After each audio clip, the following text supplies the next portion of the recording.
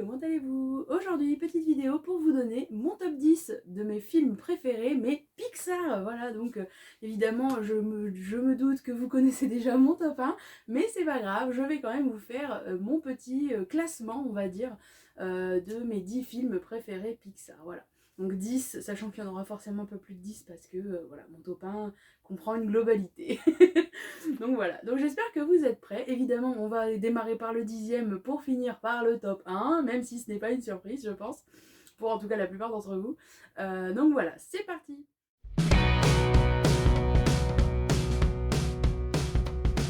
Donc en top 10, j'aimerais mettre le film Rebelle. C'est un des seuls films de princesse, on va dire, Pixar. J'aime beaucoup l'histoire de Rebelle, de Mérida. Malgré ses obligations de fille de chef de clan, elle est obligée normalement de prendre la succession de son père, tout simplement, en se mariant avec l'un des fils des autres chefs de clan, pour assurer la pérennité du royaume, pour assurer cette paix qui y règne entre eux.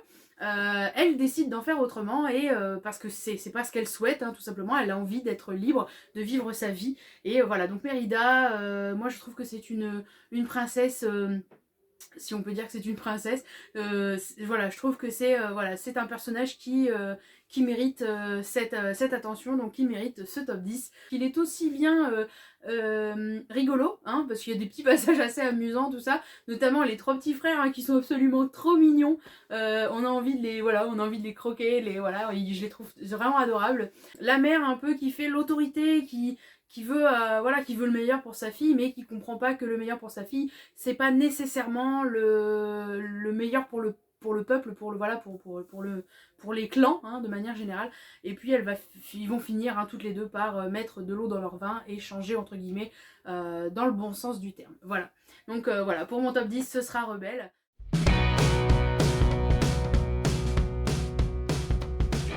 En 9ème position, alors là c'est assez compliqué de les mettre dans l'ordre, clairement, mais je mettrais Ratatouille. Alors Ratatouille, j'aime beaucoup l'histoire.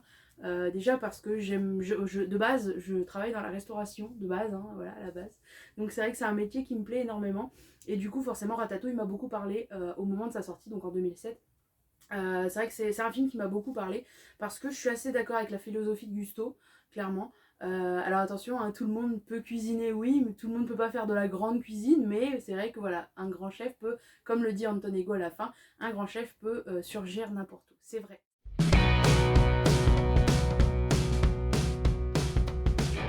Donc en 8ème position, je placerai Les Indestructibles. Alors plus le 2 que le 1, je vous avoue. C'est vrai qu'on l'a beaucoup attendu le 2. On a beaucoup attendu une suite. Je crois que c'est 13 ans qu'il y a eu d'écart entre les deux. Mais vraiment voilà, on a beaucoup attendu cette suite. Et c'est vrai que en fait je l'attendais tellement, cette suite, c'est vrai, c'est con, mais c'est vrai, que du coup je l'ai préféré au premier. Pourquoi ? Déjà parce que l'humour est beaucoup plus présente dans Les Indestructibles 2. Et puis bon, Jack, c'est quand même super fun. Ce qu'il peut faire, tout ça, c'est vraiment, vraiment top. Donc c'est vrai que c'est un film qu'on attendait beaucoup. Et du coup, voilà, Les Indestructibles 2 m'a beaucoup plu. Donc voilà, c'est vrai que voilà. Après, le 1 était vraiment bien aussi, évidemment, mais j'ai eu une préférence pour le 2. Donc du coup, en 8ème position, je mettrai Les Indestructibles 2. Voilà, principalement le 2.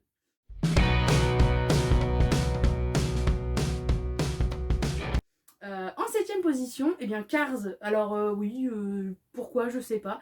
J'aime beaucoup cette histoire avec les petites voitures, tout ça, avec les voitures tout simplement, qui vivent leur vie dans leur petite ville tranquille et qui d'un coup changent totalement de vie à cause de Flash McQueen, ou grâce à Flash McQueen en quelque sorte, qui va du coup populariser cette ville, qui va faire renaître un peu leur ville, et je trouve ça génial. Et puis voilà, le rookie de la course qui finit par gagner quand même au final, tout ça. Et puis bon, Cars 2, Cars 3, les suites, je les ai bien aimées aussi. Je dis pas que c'est les meilleures suites du monde, mais je les ai beaucoup aimées aussi, surtout Cars 3, très touchante cette suite, et très... Oh, elle faisait un peu mal aussi, parce qu'on est triste pour Flash McQueen de le voir finir comme ça sur... Je vais pas trop spoiler parce que certains l'ont peut-être pas encore vu, j'en sais rien. Mais voilà, elle est très touchante cette suite en tout cas, et j'ai beaucoup aimé la saga de Cars. C'est très plaisant à regarder, et puis c'est une de mes attractions préférées en passant sur le parc. Donc ça joue aussi, je pense, un petit peu. Voilà.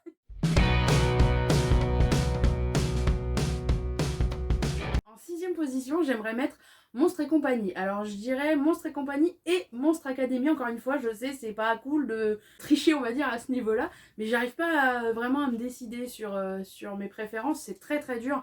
Donc c'est un préquel, du coup, enfin Monstre Academy. Du coup, je trouvais ça sympa l'idée de revenir dans leur enfance, même s'il y a des trucs qui coïncident pas au final. Hein. Si on suit l'histoire, dans Monstres et compagnie, ils disent qu'ils se connaissent depuis la maternelle, sauf que dans Monstre Academy, on apprend qu'ils se rencontrent à l'université. Donc c'est pas tout à fait crédible en soi, mais on s'en fout, ça passe. En soi, on aime bien l'idée de cette rencontre à l'université parce qu'elle est vraiment fun.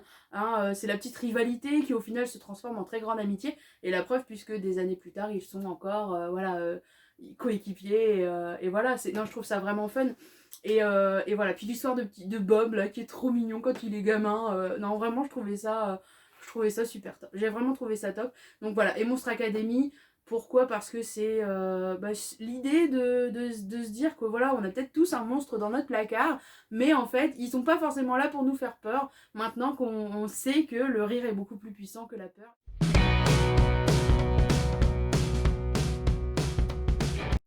En top 5, du coup, j'aimerais mettre Là-haut. Alors Là-haut, pourquoi? Parce que c'est tout simplement un très joli film. C'est l'histoire de Carl et Ellie, deux enfants qui souhaitent s'envoler pour les chutes du paradis. Ils vieillissent ensemble, ils se marient, vivent de superbes aventures chez eux. Malheureusement, ils construisent leur maison. On les voit même décorer leur petite boîte aux lettres et tout. C'est très sympathique. Et puis finalement, malheureusement, voilà, dès le départ, hein, on a l'évolution de Carl et Ellie. Et malheureusement, voilà, donc Carl et Ellie vieillissent ensemble et Ellie finit par décéder. Le début est très triste, mais voilà, c'est l'histoire après, hein, derrière, du coup, de Carl âgé qui va faire la rencontre en fait de Russell. Russell, le petit facteur, comme les chiens aiment l'appeler. Donc le petit scout hein, qui veut à tout prix son badge d'assistance aux personnes âgées. Et il espère l'obtenir grâce à Carl. Alors au final, oui, il va l'obtenir évidemment. Le petit Russell qui veut l'aider à tout prix. Va se retrouver en fait dans sa maison alors qu'elle est en train de s'envoler grâce à ces fameux ballons. Et donc voilà, donc c'est cette histoire en fait, je l'aime beaucoup parce que c'est une belle histoire parce que c'est l'histoire, enfin voilà, c'est un petit vieux tout simplement qui veut pas s'ouvrir au monde et qui va finir par réaliser son rêve pour sa femme malheureusement décédée et qui va en plus le faire avec un gamin, donc forcément il va être obligé de rentrer chez lui parce qu'il va être obligé de ramener le gamin, mais au final il va se lier d'amitié avec cet enfant. Moi je trouve que c'est vraiment une très belle histoire et je pense qu'elle mérite sa place en top 5, voilà tout simplement. En 4e position, je vais placer Le Voyage d'Arlo. Alors Le Voyage d'Arlo, alors je pense que beaucoup vont pas être d'accord avec moi, parce que je sais que ce film n'a pas eu de succès malheureusement, mais moi je le trouve vraiment beau. J'aime bien l'idée que voilà, que les dinosaures en fait n'ont jamais disparu, déjà, c'est sympa. Alors évidemment on voit quasiment que des herbivores, enfin le peu de carnivores qu'on voit, ils sont plus... comment c'est plus des cow-boys. J'ai trouvé ça sympa. Donc l'idée de voir que voilà, ils ont évolué quand même avec leur temps aussi, eux. Et voilà, que les dinosaures donc du coup n'ont pas vraiment disparu. Et qu'au final les humains, c'est eux qui se sont... Alors ils n'ont pas disparu mais presque on va dire. Et ils sont restés on va dire à l'âge de pierre vraiment voilà. Donc après voilà, je sais pas exactement à quelle époque ça se passe pour eux, disons dans le film. Mais j'ai trouvé ça génial. L'idée voilà, les dinosaures sont toujours là. Les humains n'ont pas évolué au final, au contraire ils sont restés tels des animaux clairement et voilà donc le petit Spot qui est absolument hilarant, donc Arlo qui malheureusement perd son papa mais voilà qui va vivre une sacrée aventure malgré la peur hein, qui le domine.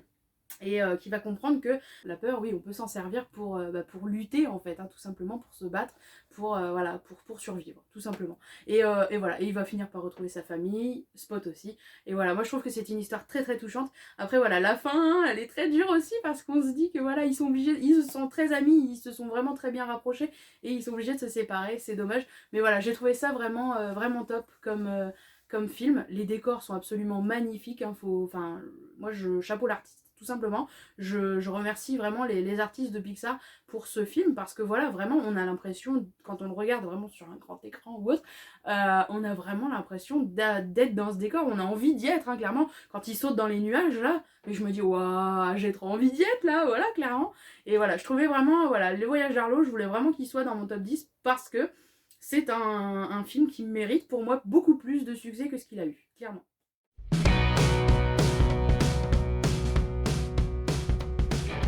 Troisième position, je vais placer, attention, on arrive au top 3, roulement de tambour. Donc en troisième position, je place Coco.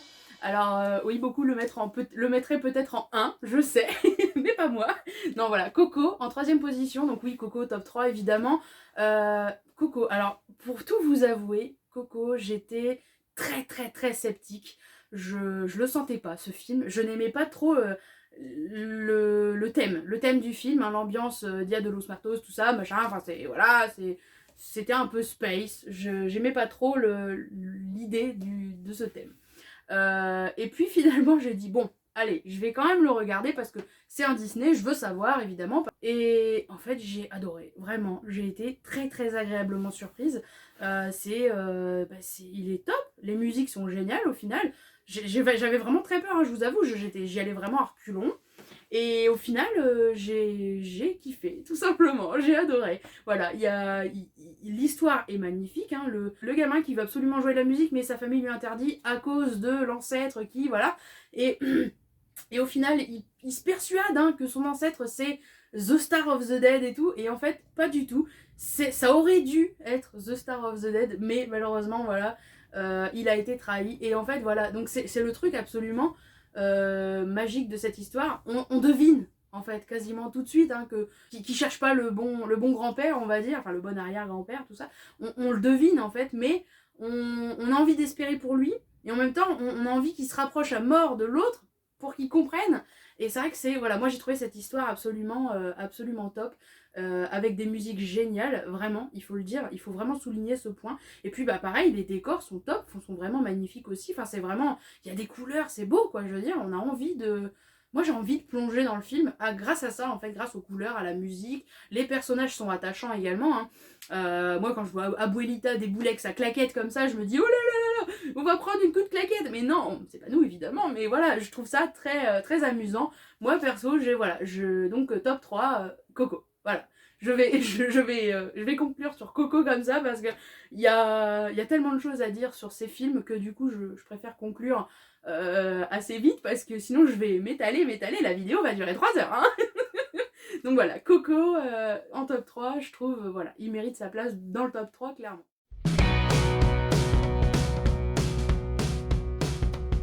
En top 2, alors là je sais que je vais pas du tout faire l'unanimité, pas du tout, mais c'est pas grave. Je mettrai En Avant, alors oui, En Avant, c'est un des derniers qui est sorti.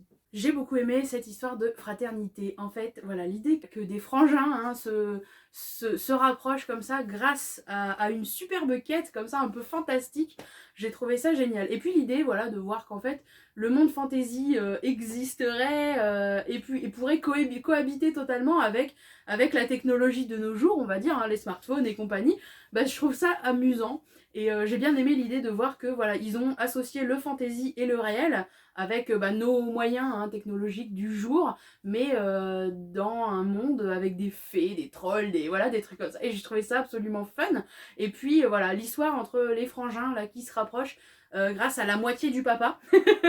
C'est un peu, moi je trouve ça vraiment magique parce que voilà, c'est vrai que Barley il est très spécial, il est complètement à côté de la plaque, enfin pas à côté de la plaque au final, mais il est complètement perché dans ses histoires parce qu'il sait que c'est les histoires avec un grand H comme nous on aurait nos histoires de guerre mondiale et compagnie et personne ne le croit, hein. Tout le monde se dit mais t'es complètement fou, voilà.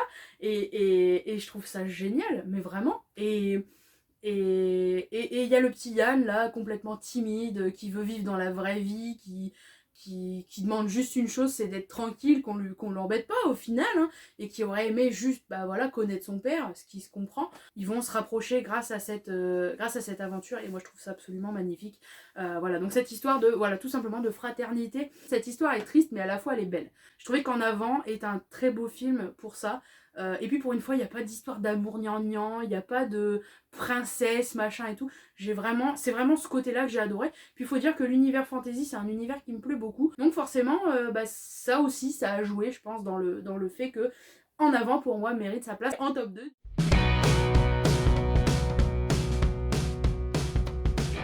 roulement de tambour total pour le top 1. Non, il n'y a pas de roulement de tambour, il n'y a pas du tout de suspense, vous savez déjà. Évidemment, la saga Toy Story prend sa place en top 1, vous vous en doutiez, je pense. Pour moi, Toy Story, c'est ma vie. J'ai grandi avec Toy Story, j'ai grandi avec Buzz, Woody, Jessie, voilà. Je veux dire, je me surnomme pas Jessie pour rien. Vous voyez, bon, de toute façon, c'est pas compliqué, ma collection est là, elle tend les bras à tout le monde ici quand quelqu'un vient, voilà. Non, vraiment, alors vous la voyez pas là, hein, mais il y a une étagère ici, il y a 2 étagères là. Hein. Mais voilà, non, vraiment, bon bah puis, tout simplement, hein, voilà, non, vraiment, c'est Toy Story. C'est tout, je sais même pas quoi dire tellement j'aime cette histoire, j'aime, voilà, l'idée qu'un gamin prend tellement de soin de ses jouets qu'il est prêt à les emmener à l'université. Enfin, c'est, voilà, l'histoire des jouets qui peuvent prendre vie quand on n'est pas là, moi j'adore cette idée. Alors ça peut être un peu flippant pour certains, mais moi j'adore l'idée de me dire que bah, toute ma collection là, elle prend vie quand je suis pas là. Pourquoi pas, après tout, je veux dire, on a envie, on a tous envie d'imaginer ça, que nos jouets sont vivants et qu'en fait c'est nos meilleurs potes, tout simplement. Woody, le super fidèle, qui doute à un moment donné dans la saga, hein, je précise, parce qu'évidemment c'est toute la saga Toy Story hein, que je mets en top 1. Voilà, qui doute à un moment donné. Après, à un moment donné, c'est Buzz qui doute. Après, c'est... Enfin, je veux dire, voilà, il y a des changements de situation. Voilà, Andy qui finalement finit par offrir ses jouets, même Woody, à Bonnie. Bonnie, on apprend qu'au final, elle délaisse totalement Woody, alors qu'à la base, ça aurait dû être son préféré, merde. On se dit, mais non, t'as pas le droit de faire ça. Et moi, je suis triste hein, pour Woody quand je vois que Bonnie la délaisse complètement. Et au final, je me dis, mais c'est... Bon, forcément, il fallait l'amener à ça, il fallait que voilà, il retrouve la bergère, tout ça. Et c'est vrai que Toy Story 4 sur ça, autant vous dire qu'il m'a à la fois émue, à la fois détruite, à la fois tout. Je suis passée par toutes les émotions, mais vraiment, quand j'ai regardé ce film, c'était une avant-première, un press-event, hein, donc à Disneyland Paris. J'ai pleuré toutes les larmes de mon corps, mais vraiment, je vous jure, ma sœur était avec moi et elle m'a dit t'as pleuré. Oui, bah évidemment que j'ai... Non mais t'as pleuré. C'est comme si j'avais perdu un proche. Je vous jure que c'est vrai. J'étais vraiment triste. C'est pas les larmes de la mort de Mufasa. C'est les larmes de j'ai perdu mon père, quoi. Enfin, j'ai pas perdu mon père, mais je veux dire, voilà, c'était des vraies larmes. Genre, j'étais profondément touchée. Et c'était, voilà, c'est Toy Story. Voilà pourquoi c'est un top 1, évidemment pour moi. Parce que c'est une histoire avec laquelle j'ai grandi, qui me touche énormément et qui, voilà, je sais pas pourquoi, mais c'est comme ça. Je pourrais même pas l'expliquer en fait, mais c'est, voilà, Toy Story, top 1. Je pouvais pas imaginer une autre saga prendre la place de mon top 1, évidemment.